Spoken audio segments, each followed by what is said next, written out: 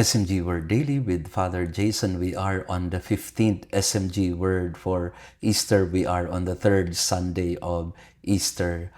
At tayo po ay nasa gitna ng ating paglalakbay mula Easter Sunday papuntang Pentecost. Ika-15 wika sa panahon ng pagkabuhay, Engizo o Engisas. Nasa Luke chapter 24 tayo ulit, ang paglalakbay ng dalawang alagad papuntang Emmaus. At si Jesus ay lumapit sa kanila. And Jesus having drawn near. And it happened that while they were conversing and debating, Jesus himself drew near and walked with them. And Jesus, si Jesus ay lumalapit. At ito yung isang bagay na madalas nakakalimutan natin. Akala natin ang panalangin ay tungkol sa dasal natin o mga ginagawa, binabanggit natin. Sometimes we think that our faith is about us and our efforts. Totoo yun at dapat lang yun. Kailangan may effort tayo. Pero kung susuriin mo mabuti, si Jesus ang unang lumalapit, Engisas.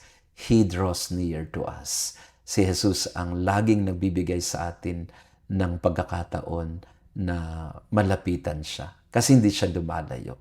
Yung dalawang alagad, naguguluhan sila. Alam natin yung kwentong ito. Naguguluhan sila, nadudungkot sila, gusto nilang magpakalayo-layo. Pero hindi sila nilubayan ni Jesus. Hindi sila pinabayaan na lumayo ni Jesus. Nilapitan sila. Ito yung paalaala sa atin ngayong linggong ito. Hindi lalayo ang Diyos sa iyo. If at all, ikaw ang lumalayo sa Kanya.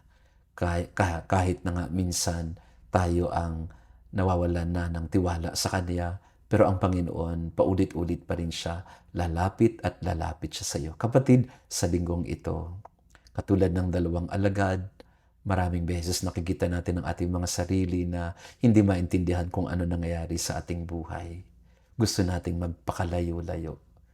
Pero si Jesus, hindi kanya hahayaang lumayo. Siya ay lalapit at lalapit sa iyo. Lagi siyang lalapit kasi ayaw niyang mapahabang ka at mapalayo sa Kanya.